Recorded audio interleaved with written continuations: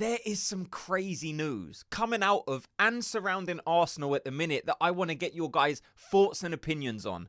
Luckily, it's not all negative because there is some good news coming out of Arsenal. And if I'm being honest, there's some news coming out that kind of confuses me, which I understand isn't difficult, but we're still going to speak about it. Before we get into it, though, I want to ask you one quick favour. If you could, please, just hit like on this video.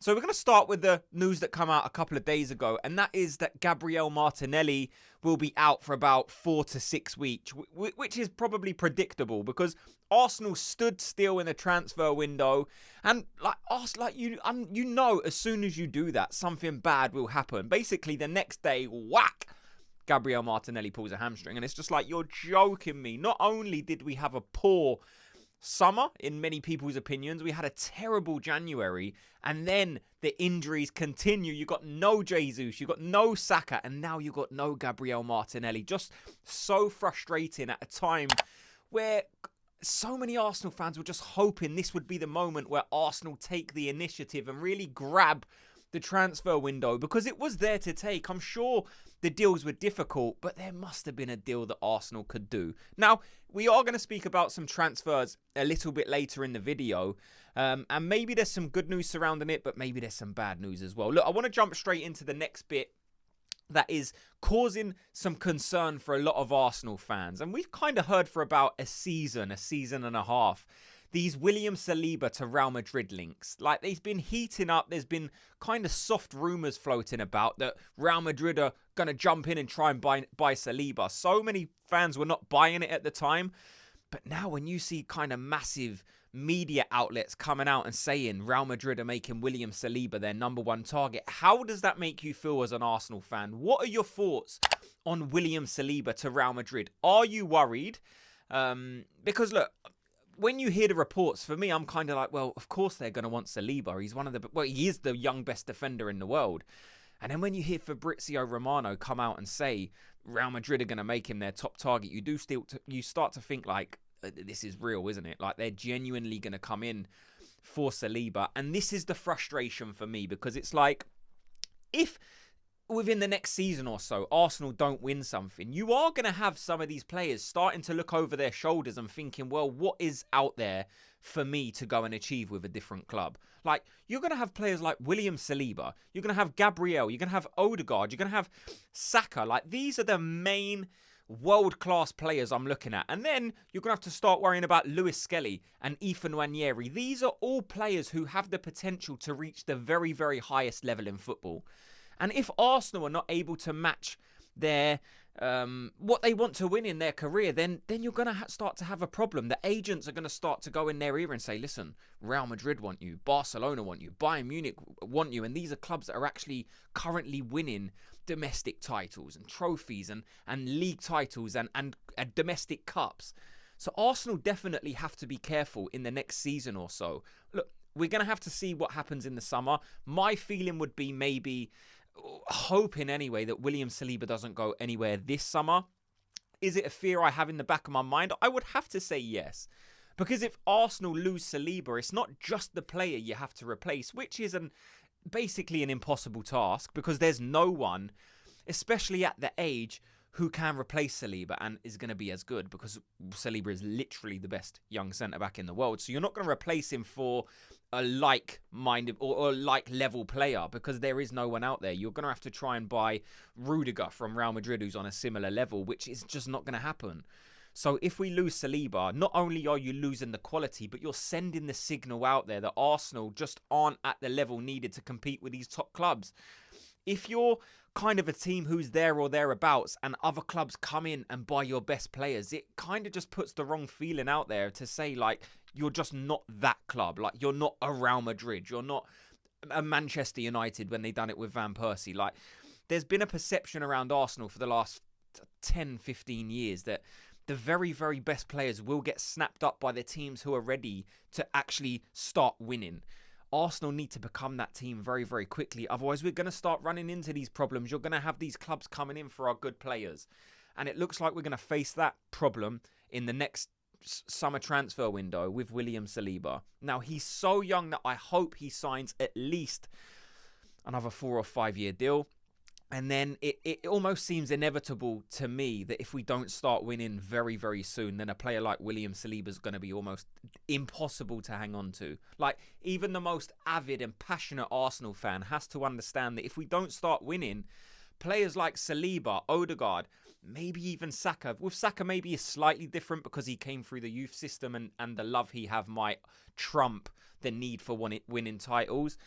But you are going to have these players start to question and wonder. Because, like, during the transfer window in January, Arteta was coming out and saying, we need help. We even had Declan Rice coming out in an interview and saying, like, we need help. We've got Kieran Tierney coming on and playing left wing. We're obviously short. And at that moment, you're thinking, right, the club behind the scene must be working to bring in players. Because not only does the manager want players, the players want more players. They need help.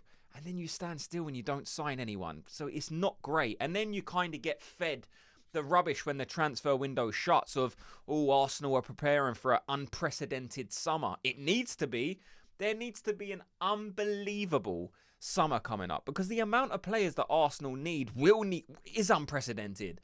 We need so much quality added into this squad. It might cost over 300 million. Easily over 300 million. If you want to actually complete the project, it's probably going to cost between 300 and 400 million. Like, you need a couple of forwards. You need maybe one defender. You need a couple of centre mids for sure.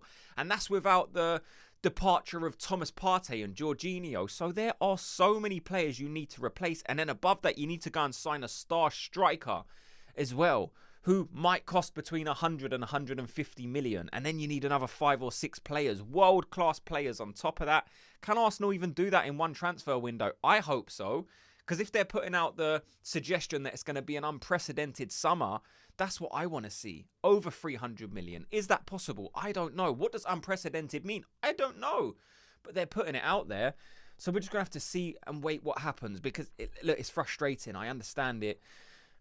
But all we can do is wait and see. Look, the good news is Ben White is back in training. For me, that is massive. Because I've spoken over even the past week how important Ben White is. And when he was travelling to Dubai, I said the importance Ben White has in this squad. And to see him actually out there participating in training signals to me he's not that far away. And I want to see Ben White back in that starting 11. Timber's good. For me, Big Benny Blanco still holds the key to that right-hand side.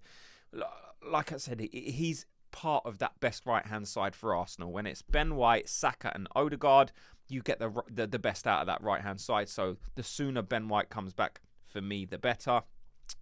And then the kind of news that confuses me, it's like as soon as the transfer window closes, Arsenal start getting linked to all these players again. And it's like, why are we being linked with these players when the transfer window's shut? Why couldn't we have been linked with these players 2 weeks ago when we actually had the chance to buy them? It's now coming out that Arsenal want to buy Moises Keane.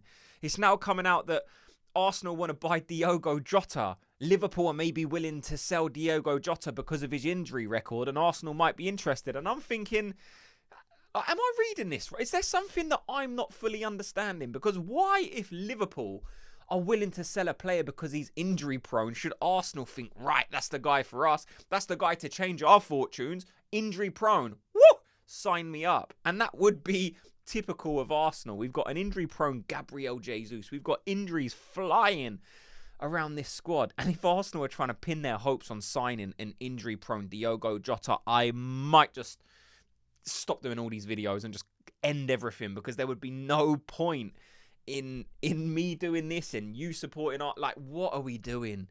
Like, the only news that's coming out that I kind of think is good news is that Arsenal didn't make a move in January because they're waiting for Benjamin Sesko. That is kind of an understandable reason for me to not move in the January transfer window. Look, me and so many of you guys still would have moved because we're still short in the forward area.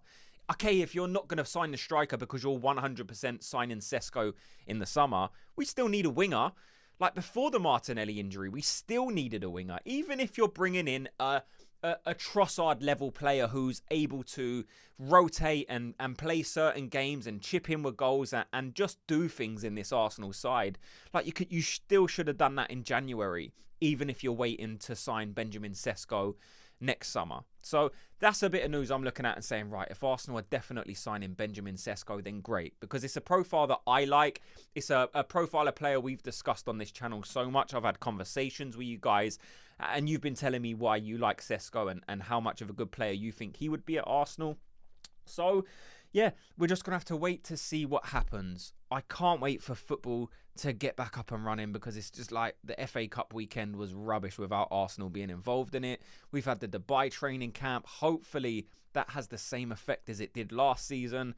After the Dubai training camp last season, Arsenal for the rest of the season lost one and drew one. If we can do that same level of form this season, Arsenal still might have a chance in this season's title race. Let me know your thoughts on not only that, but everything you've heard in this video. Thanks so much to everyone for watching and listening.